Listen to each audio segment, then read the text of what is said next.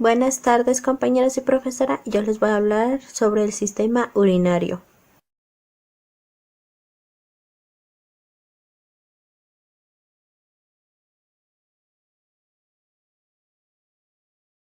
El sistema o aparato urinario es un conjunto de órganos que se encargan de la producción, almacenamiento y expulsión de la orina. A través de la orina se elimina del organismo desechos nitrogenados del metabolismo, por ejemplo, la urea, la creatinina, el ácido úrico, entre otras sustancias nocivas. El aparato urinario está formado por los siguientes órganos: los riñones. Los riñones son dos órganos en forma de frijol que filtran los desechos de la sangre y producen la orina para eliminarlos. Si ellos no hicieran esto, las toxinas o elementos nocivos se acumularían rápidamente en nuestro organismo. Los siguientes órganos que voy a hablar son los uréteres. Los uréteres son dos largos conductos que unen los riñones con la vejiga urinaria y estos se encargan de transportar la orina. El siguiente que les voy a hablar es la vejiga urinaria.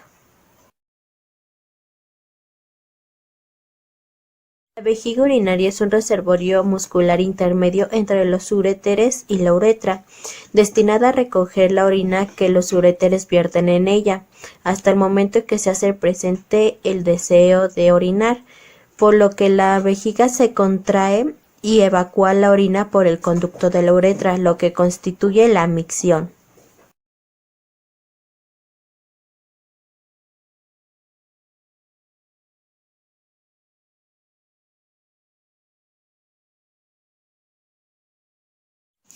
En lactantes y en menores de 6 años, la vejiga se encuentra en el abdomen, hasta que en la pubertad alcanza la pelvis baja. El siguiente que les voy a mencionar es la uretra.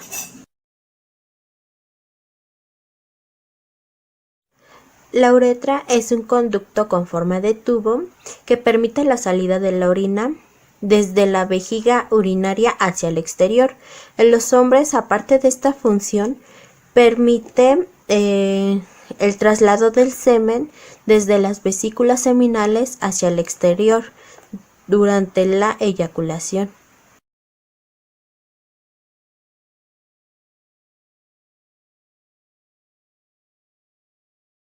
Las ITU, o también llamadas infecciones de tracto urinario, se pueden definir como la invasión, colonización y proliferación de bacterias en el tracto urinario, que pueden comprometer desde la vejiga hasta el parénquima renal.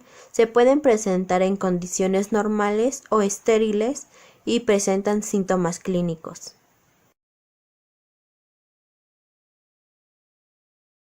Las infecciones de tracto urinario se dividen en base a su nivel anatómico, en vías urinarias altas, que comprenden los riñones y los uréteres, y en vías urinarias bajas, que comprende la vejiga, la uretra y, en caso de los hombres, la próstata. Esas son las bajas. Y ya en cuestión de infecciones urinarias altas, comprende la pielonefritis y las enfermedades renales. Y lo que conlleva a las infecciones urinarias bajas, que sea la cistitis, uretritis y la prostatitis en hombres. Buenas noches, maestra y compañeros. Mi nombre es Tania Lisbeth Medina y yo les voy a hablar sobre la polionefritis. La polionefritis es una infección de vías urinarias altas que se clasifica en aguda y en crónica. La polionefritis aguda es una infección del riñón que involucra el parénquima renal, cálices renales y pelvis renal. Hay 3 vías por las cuales se puede presentar la polionefritis: la hematógena, la linfática y la ascendente. La vía más común es la ascendente. Esto quiere decir que las bacterias inician colonizando la uretra y la vejiga y siguen colonizando hacia arriba hasta llegar al riñón. En la polionefritis crónica hay una inflamación renal. Cuando hay una mala evolución de la pielonefritis aguda. Esta puede conducir a un daño renal crónico cicatricial. La bacteria más frecuente es la Escherichia coli con 65-80% de los casos. Es más frecuente en el sexo femenino y frecuente en menores de 2 años y puede ser complicada. Los factores de riesgo son anomalías del tracto urinario, uretra corta, fimosis en lactantes varones, disfunción vesical, estreñimiento y sondaje no estéril. Manifestaciones clínicas. En el recién nacido se va a presentar distemias, hepatomegalia, ictericia. En lactantes se presenta fiebre, irritabilidad, gastroenteritis y hematuria. En preescolares se presenta incontinencia urinaria, vómitos y hematuria. Y en escolar y adolescente se presenta fiebre, vómito, lumbalgia, hematuria y piuria. El diagnóstico. Debemos realizar la historia clínica del paciente para determinar factores de riesgo de la infección del tracto urinario y patología subyacente. Realizar examen físico y examen de orina, el cual nos indicará si hay leucocituria. Este se identifica cuando hay más de 5 leucocitos por campo y si hay bacterias. El análisis de sangre nos mostrará si hay leucocitosis, neutrofilia y aumento de la creatinina. Para confirmar el diagnóstico debemos realizar un urocultivo, el cual será positivo cuando hay más de 10.000 unidades formadoras de colonias. El urocultivo identifica la etiología y la sensibilidad antibiótico. Los métodos de recogida puede ser por chorro medio. Este se hace cuando hay un control de esfínteres y debemos realizar una higiene de los genitales. En niños se debe retraer el prepucio, en niñas separar los labios mayores. Por bolsa colateral se usa en situaciones menos urgentes y tiene una alta probabilidad de contaminación. En sondaje vesical se utiliza cuando el tratamiento no debe de demorar y cuando la punción suprapúbica está contraindicada. La punción suprapúbica se utiliza cuando hay afectación del estado general y esta es la mejor técnica para no contaminar la muestra de orina. Las intervenciones de enfermería son administrar medicamentos en tiempo y forma, colaborar en el reposo del paciente, control de la hidratación, control de los signos vitales, control de presencia de fluido vaginal y características, control de aparición de síntomas agregantes como la fiebre y el dolor, y control de ruidos intestinales, la regulación de la composición iónica de la sangre y la regulación del pH sanguíneo. El tratamiento es básicamente antibiótico, pero este va a depender del agente causal y de la resistencia que este tenga. A continuación les mostraré unos videos en el cual se muestra cómo se hace la recogida de orina por bolsa colateral y por sondaje vesical. De instalación de sonda urinaria en un recién nacido.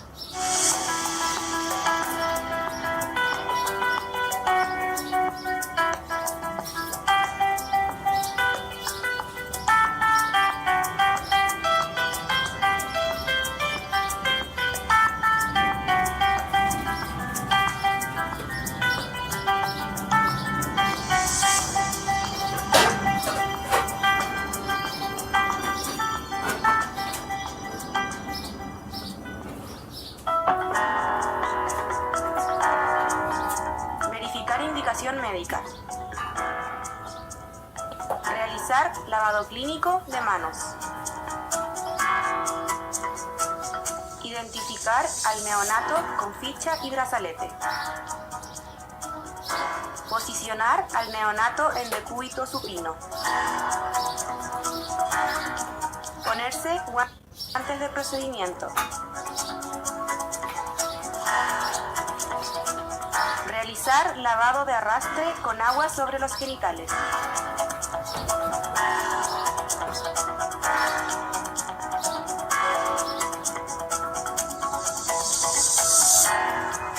Retirarse los guantes de procedimiento.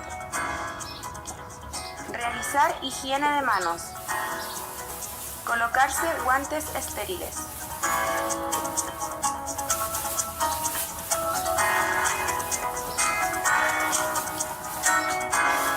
Disponer de campo estéril asegurando que éste permita realizar las maniobras sin contaminar los materiales.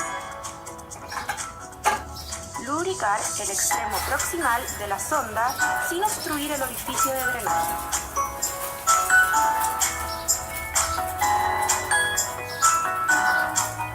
Se coloca el extremo distal del catéter en el contenedor estéril para obtener la muestra. Si el recién nacido tiene vulva, se separan los labios mayores con los dedos índice y pulgar de la mano menos diestra, con el fin de visualizar el meato urinario, y con la mano más diestra se introduce el catéter hasta obtener la muestra de orina.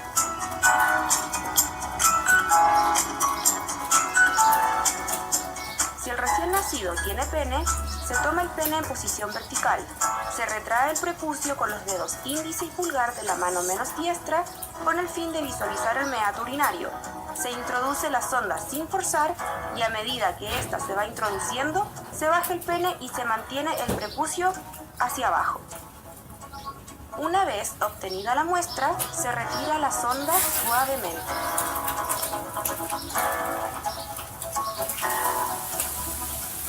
Dejar al recién nacido cómodo y seguro. Recoger y desechar material utilizado. Realizar higiene de manos.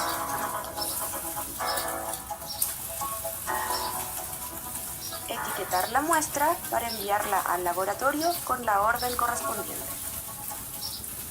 Finalmente, registramos el procedimiento.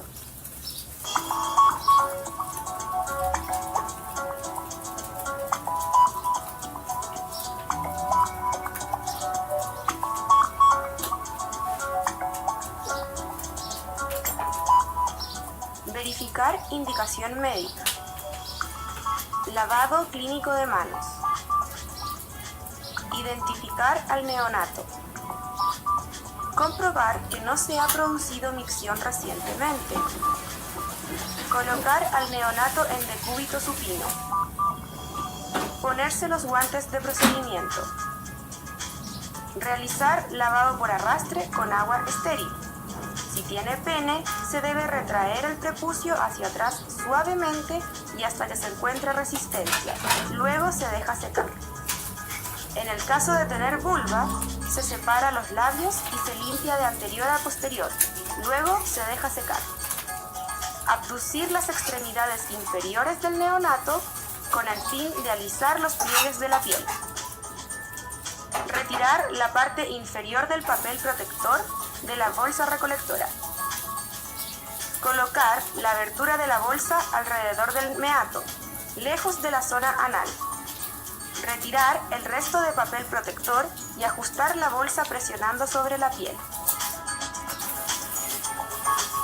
Una vez obtenida la orina necesaria, se retira el recolector de orina suavemente. Desde el recolector se extrae el contenido con una jeringa estéril sin aguja.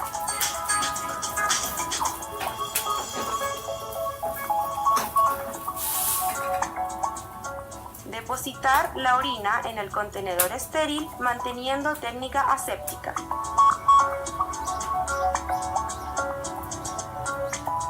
Cerrar el recipiente evitando contaminaciones accidentales.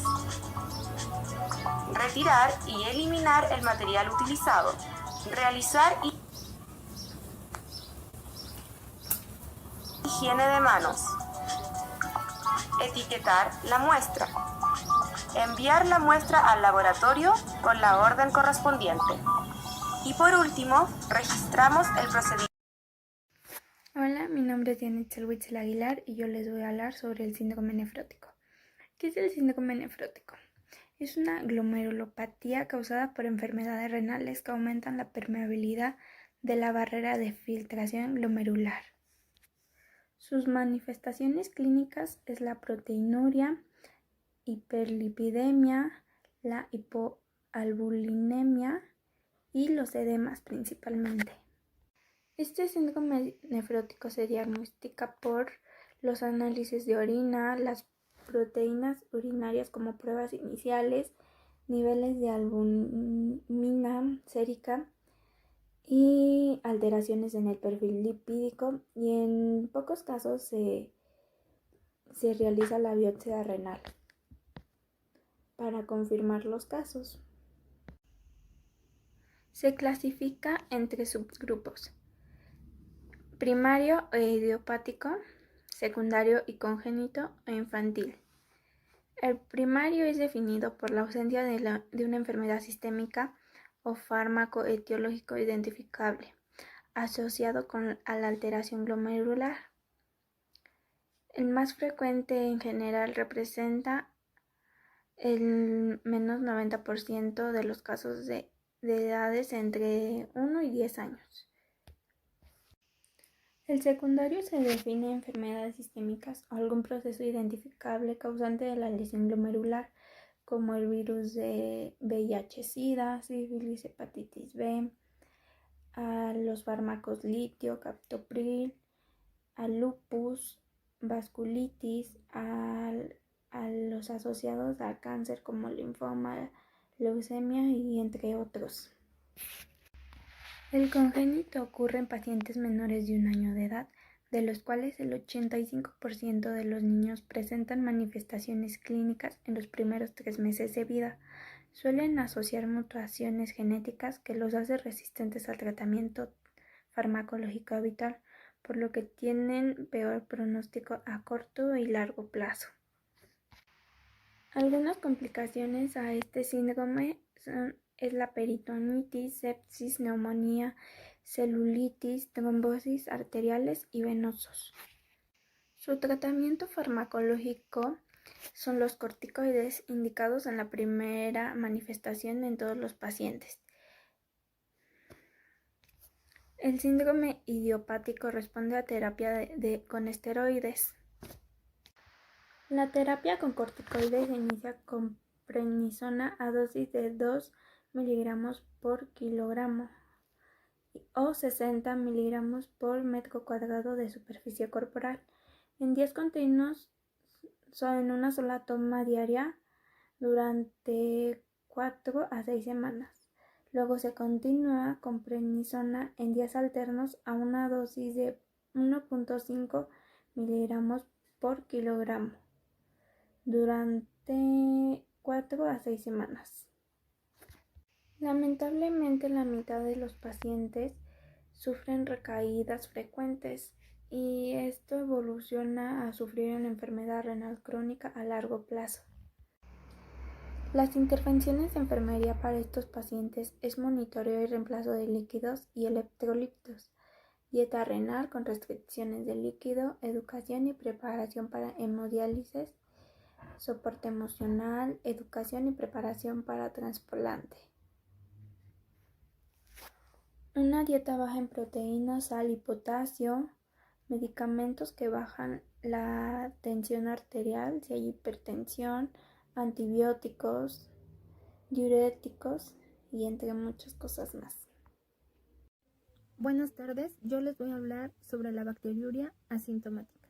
Se define como la colonización de la orina por un germen en un determinado número de colonias en 2 o más muestras, sin presentar síntomas urinarios o generales.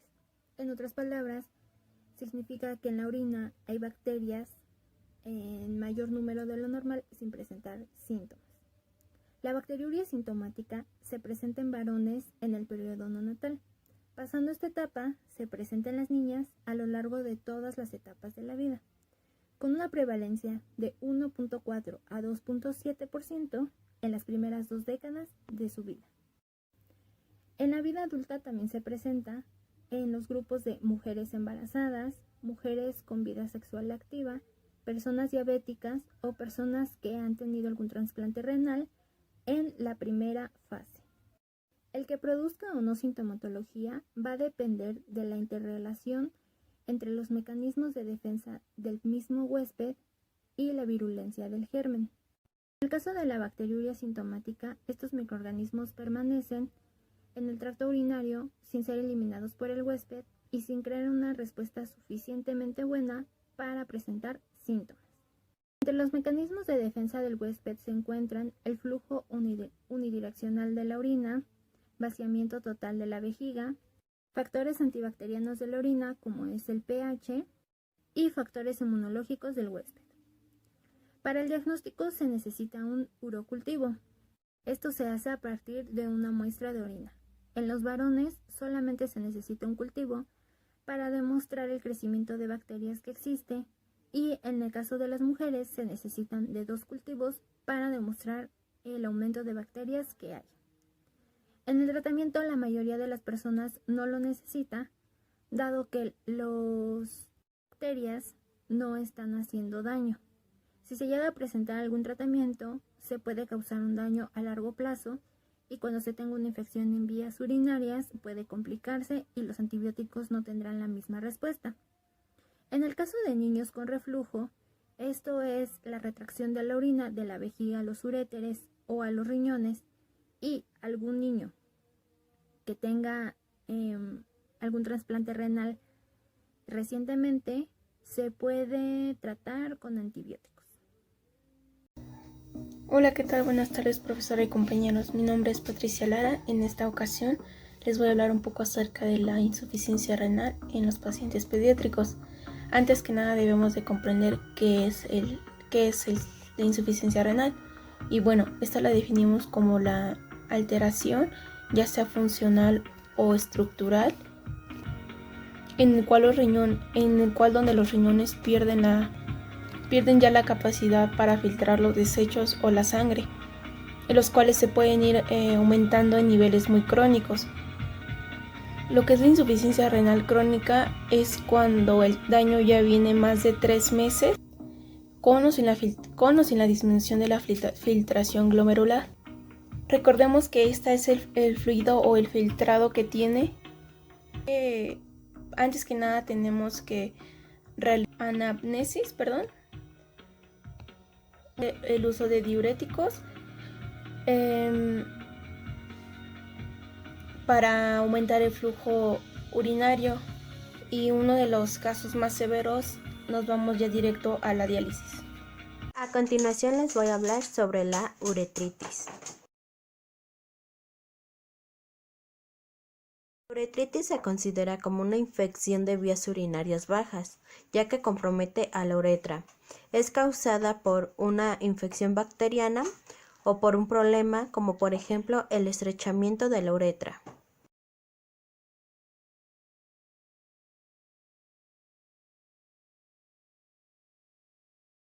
La uretritis se define como la inflamación e irritación de la mucosa de la uretra. Bueno, la uretra es el conducto que transporta la orina desde la vejiga urinaria hacia el exterior. Como dije, puede ser causada por bacterias. Algunas de estas bacterias son la E. coli, la clamidia y la gonorrea. Presentan síntomas como la disuria, la enuresis secundaria, la piuria y bajo recuento en las colonias de orina. La disuria es el dolor o la molestia al orinar. La enuresis secundaria es cuando un niño que tenía control de la vejiga por las noches durante un periodo de al menos 6 meses lo perdió y ahora se orina en la cama nuevamente. La piuria se caracteriza por la presencia de pus en la orina. La uretritis es poco frecuente en pediatría, como una entidad aislada. Se manifiesta también con síntomas miccionales. Es importante saber que esta no presenta fiebre y a menudo con eliminación del exudado. Como tal se ve más en adolescentes. En niños pequeños puede formar parte prácticamente indiferenciable por la clínica de balanopostitis, vulvovaginitis o de cistitis. La balanopostitis es la inflamación del glande y del prepucio. Tiene origen ya sea por una mala higiene o porque existe una dificultad para retraer la piel del prepucio. La vulvovaginitis se define como la inflamación de la mucosa del epitelio de la vulva y de la vagina. Se puede presentar de manera aguda o crónica. En esta ocasión, las niñas están más expuestas a esta infección. La cistitis se trata de una infección en la cual hay una inflamación de la vejiga.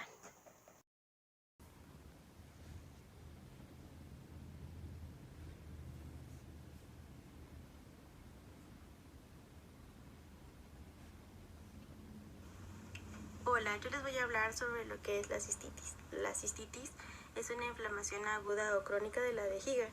Generalmente la inflamación es causada por una infección bacteriana. La infección comúnmente se desarrolla en la vejiga y también puede diseminarse hasta los riñones.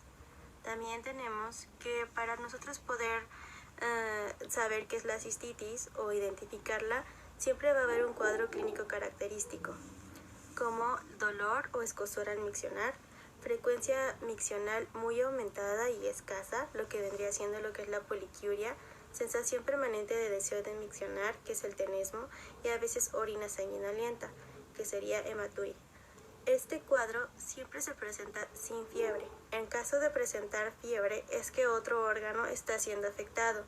En el caso de los varones puede ser la próstata el órgano que está afectado y el cuadro se denomina prostatitis aguda. En caso de que el riñón es el que se esté dañando, se define como pielonefritis aguda y se caracteriza principalmente por la fiebre, escalofríos, dolor lumbar, malestar y está acompañado de bacteriuria significativa.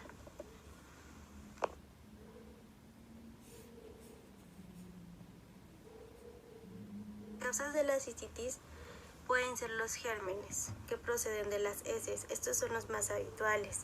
El protagonista aquí sería la Escherichia coli, que es el responsable del 85% de las infecciones no complicadas.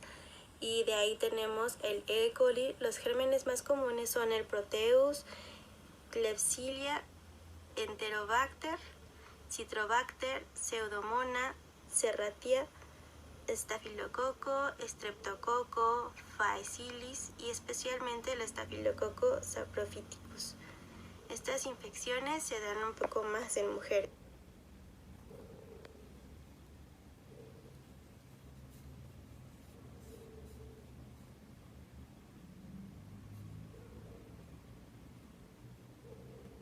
Bueno, como comentábamos, el tener cistitis puede ser por múltiples causas, aunque mayormente se debe a las infecciones provocadas por bacterias que acceden por los genitales externos.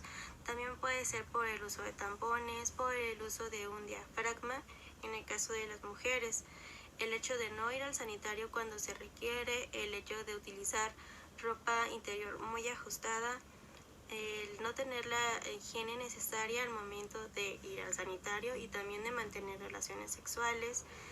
Algunos factores también se toman en cuenta, como que la persona padezca diabetes, que se encuentre en etapa de embarazo, ya que la bacteriuria es asintomática y esto puede causarles una pielonefritis en el último trimestre del embarazo.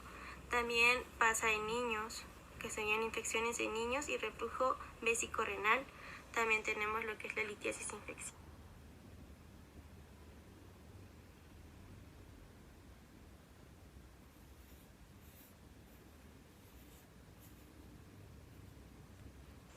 ¿Cómo podemos tratar la cistitis? Bueno, esto es mediante antibióticos tomados por vía oral y estos como tal son para terminar la infección en los riñones. Para una infección vesical simple se tomarán los antibióticos durante 3 días, o mujeres, y de 7 a 14 días hombres. Para una infección de la vejiga con complicaciones como embarazo o diabetes, una infección renal leve, por lo general se tomarán antibióticos de 7 a 14 días. Es importante terminar los tratamientos, ya que si no se crea una resistencia. Las personas que no terminan antibióticos pueden presentar una infección que es más difícil de tratar. A esto se refiere a crear una resistencia. Y bueno, todas las personas que tienen una enfermedad de este tipo o infección, es importante que lleven una buena dieta y sobre todo que tengan una buena hidratación, y de ahí parten los consejos para tener una buena higiene y así evitar cualquier clase de infección.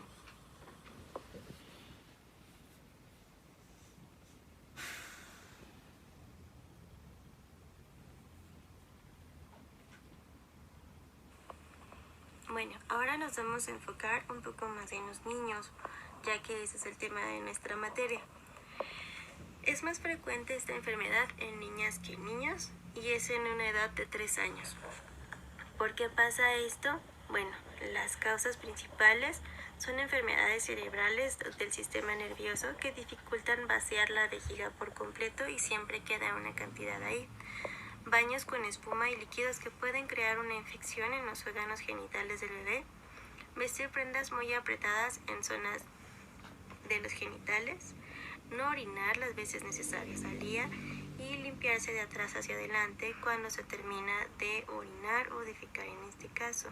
Este es el problema en las niñas, ya que su anatomía hace que este tipo de infección sea más recurrente y común.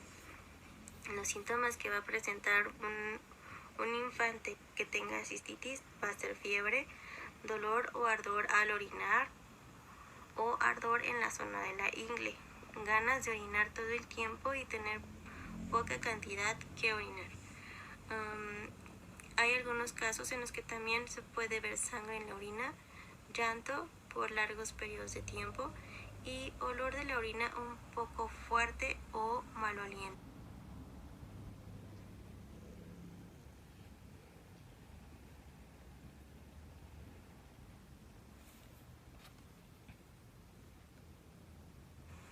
Bueno, como tratamiento debemos diagnosticar primero si es una cistitis. ¿Y cómo podemos hacer esto? Bueno, se pide un estudio de laboratorio para saber si sí es o no es. Esto es mediante un cultivo de orina. Una vez que ya se haya detectado que es una cistitis, el tratamiento para esta enfermedad puede variar, pero en general todos coinciden en consumir antibiótico de 7 a 10 días para evitar que la cistitis se extienda hacia los riñones. También es necesario tomar en cuenta que se deben de tener ciertas precauciones como consumir abundantes líquidos, tener una dieta rica en frutas y verduras, mantener limpia el área de los genitales. Es muy importante indicarle a los niños cómo realizar esta higiene de una manera muy didáctica para que puedan realizarla solos. Y bueno, también es importante que los papás estén conscientes de esto. Y pues sí, es enseñarle al menor a limpiarse de adelante hacia atrás cuando vaya al sanitario y tener una buena higiene, ya saben, lavarse las manos antes y después de ir al sanitario. Esa sería como la manera más fácil de poder prevenir el hecho de una cistitis en niños que tengan una infección en vías urinarias.